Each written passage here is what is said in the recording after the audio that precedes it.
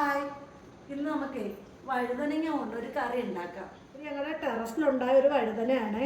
അപ്പോൾ ഈ വഴുതന ഞാൻ അരിഞ്ഞു വെച്ചിട്ടുണ്ട്. ഇത് വെച്ച് നമുക്ക് ഒരു കറി ഉണ്ടാക്കാം. അതിനായിട്ട് ഞാനിവിടെ എടുത്തേക്കുന്നത് 2 ചെറിയ സവാള അരിഞ്ഞു വെച്ചിട്ടുണ്ട്, വഴുതനയും അരിഞ്ഞു വെച്ചിട്ടുണ്ട്. അപ്പോൾ നമുക്ക് തുടങ്ങാം. ഇതിലേക്ക് നമുക്ക് ആദ്യം വെളിച്ചെണ്ണ ഒഴിച്ചു കൊടുക്കാം. വെളിച്ചെണ്ണ കുറച്ചുകൂടി ഇട്ട് കൊടുക്കാം. എണ്ണ നന്നായിട്ട് ചൂടായിട്ടുണ്ട്. നമുക്ക് അതിലേക്ക് കടുക് ഇട്ട് കൊടുക്കാം. കുറച്ച് കറിവേപ്പില ഇട്ട് കൊടുക്കാം.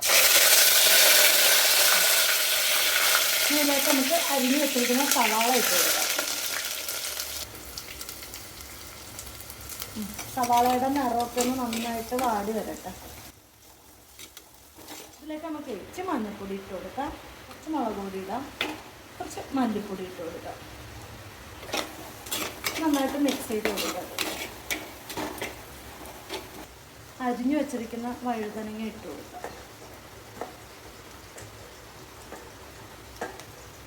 ഇനി നന്നായിട്ട് ഇളക്കി യോജിപ്പിക്കുക. വഴുതന വേകുന്ന പോലെ ഇളക്കി യോജിപ്പിച്ച് കൊടുക്കുക.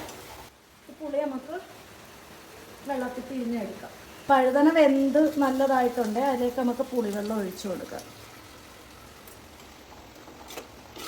ഉപ്പിട്ട് കൊടുക്കേ.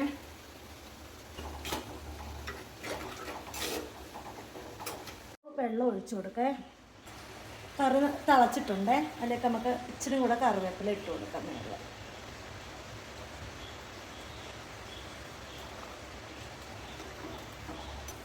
ഇനി ഇതിലേക്ക് ലേശം പഞ്ചസാര ഇട്ട് കൊടുക്കേ. ഇപ്പം നമ്മുടെ കറി ആയിട്ടുണ്ട്. ഇനി നമുക്ക് തീ ഓഫ് ചെയ്യാം. കഴിച്ചു നോക്കേ. നല്ല ചൂടാണ്, ഭയങ്കര ചൂടാണ്.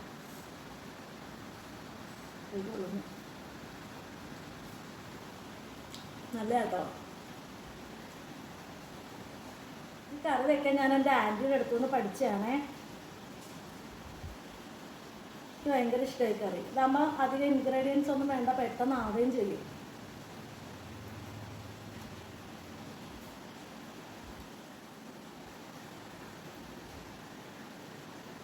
നല്ല കേട്ടോ. എല്ലാവരും ട്രൈ ചെയ്ത് നോക്കണേ. വീഡിയോ ഇഷ്ടപ്പെടുകയാണെന്നുണ്ടെങ്കിൽ ലൈക്ക് ചെയ്യുകയും ഷെയർ ചെയ്യുകയും കമൻറ്റ് ചെയ്യുകയൊക്കെ ചെയ്യണം കേട്ടോ.